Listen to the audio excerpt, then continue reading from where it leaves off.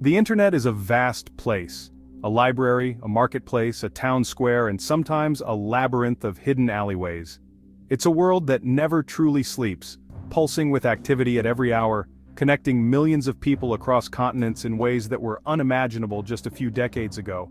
Most of us use it to connect, to learn, to share the ordinary moments of our lives. We post photos, send messages, and laugh at memes, rarely thinking about the deeper layers that exist just out of sight.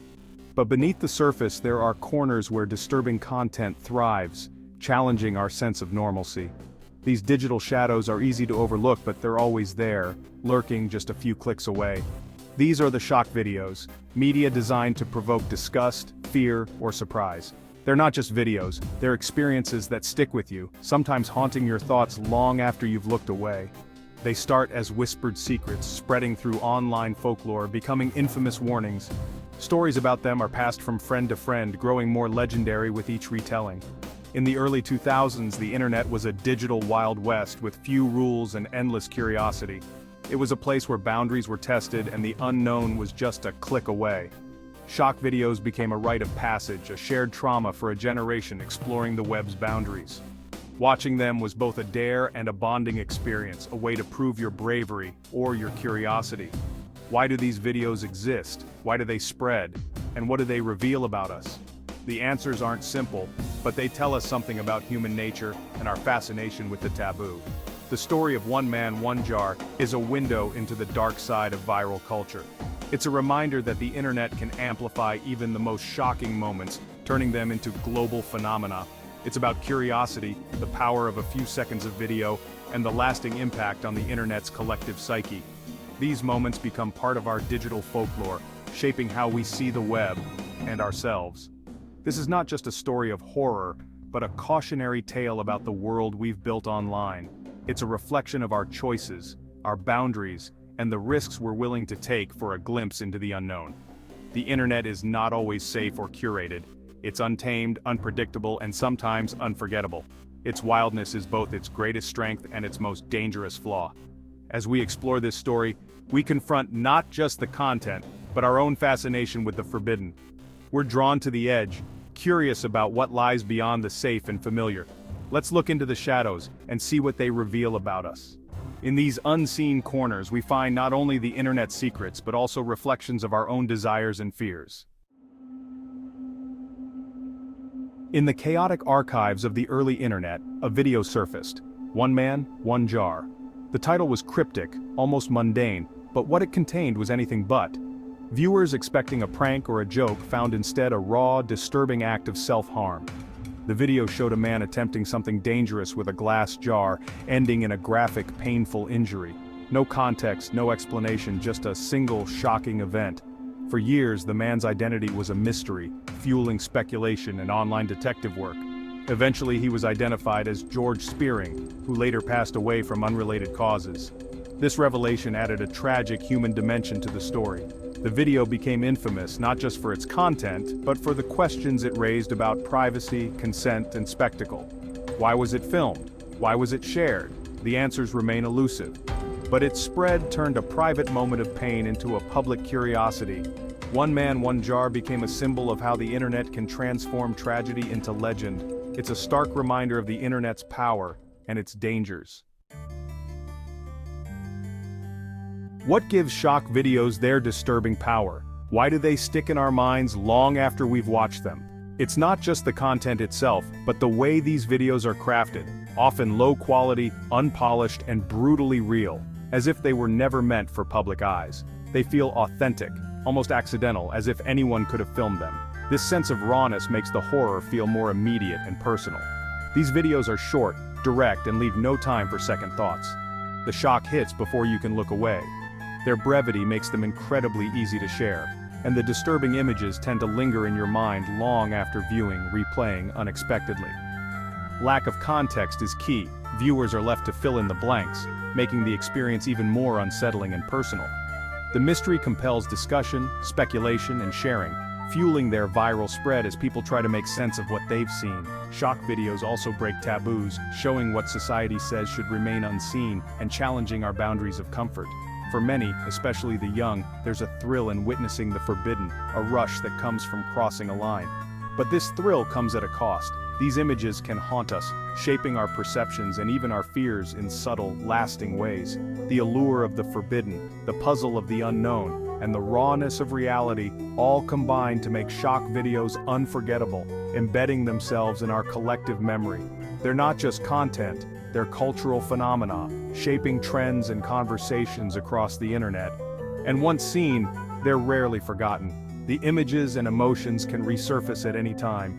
The internet's darkest corners thrive on this endless cycle of shock and curiosity, feeding off our reactions. It's a cycle that's hard to break, drawing us back in again and again, no matter how much we try to look away. The spread of one man, one jar is a classic case of early internet virality, a phenomenon that defined the Wild West days of the web. Back then, the internet was a mysterious frontier where shocking content could travel fast and far, unfiltered and unchecked.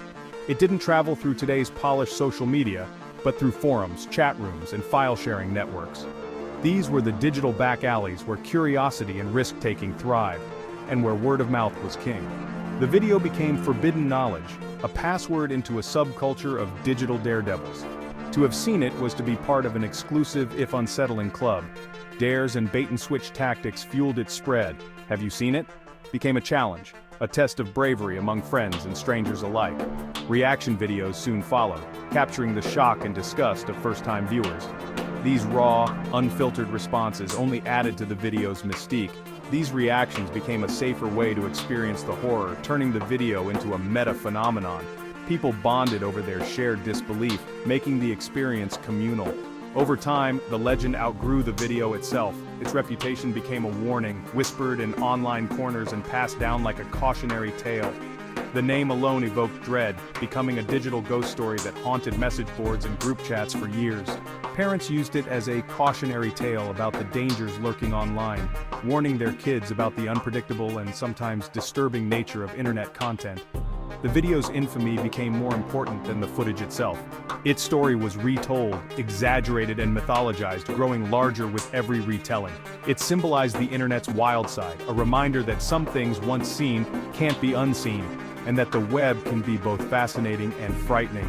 One man, one jar's journey from obscurity to legend shows how information mutates and spreads online, evolving into something bigger than itself.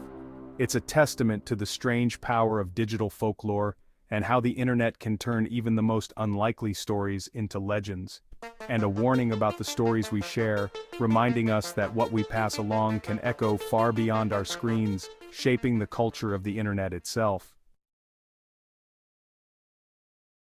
The public's response to One Man, One Jar was a mix of horror, curiosity, and eventually, dark humor. Online forums filled with regret and warnings, as viewers tried to process what they'd seen. These threads became support groups, places to share the trauma and seek understanding, but the internet processes trauma in strange ways. Soon, memes and jokes emerged. Humor became a coping mechanism, a way to take control and dull the shock. The video's infamy turned into a meme, spreading even among those who never watched it.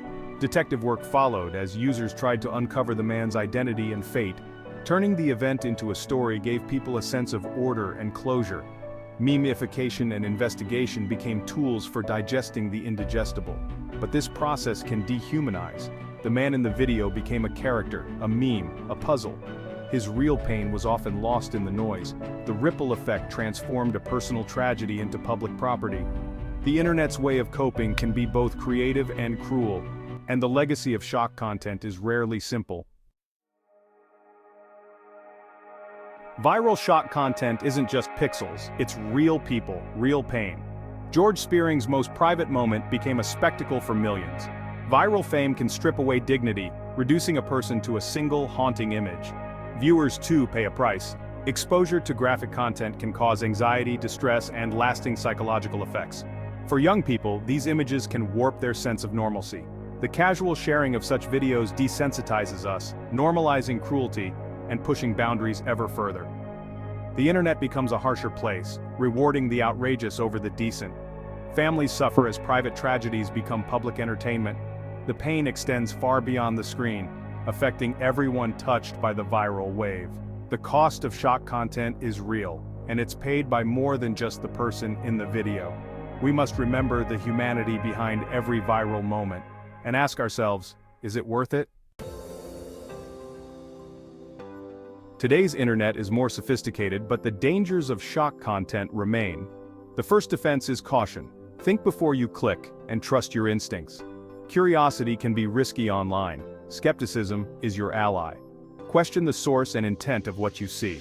For parents, open conversations about online safety are crucial. Teach kids to recognize and report disturbing content, and to come to you without fear. Use available tools, filters, ad blockers, privacy settings, to create a safer browsing environment. A few minutes of preparation can make a big difference. Staying safe online is an ongoing process for all of us. As viewers, we're not just passive consumers. Every click and share has consequences. Watching or sharing shock content amplifies its reach, telling algorithms and creators that this is what we want. Before clicking, ask, why am I watching this? What am I hoping to gain? Am I ready for the impact? Sharing is even more powerful. You're exposing others, possibly unprepared, to trauma. The golden rule applies. Treat others online as you'd want to be treated. Building a better internet is a collective effort, requiring empathy and responsibility from each of us. Choose to protect yourself and others from harmful content. Refuse to fuel cycles of shock and outrage.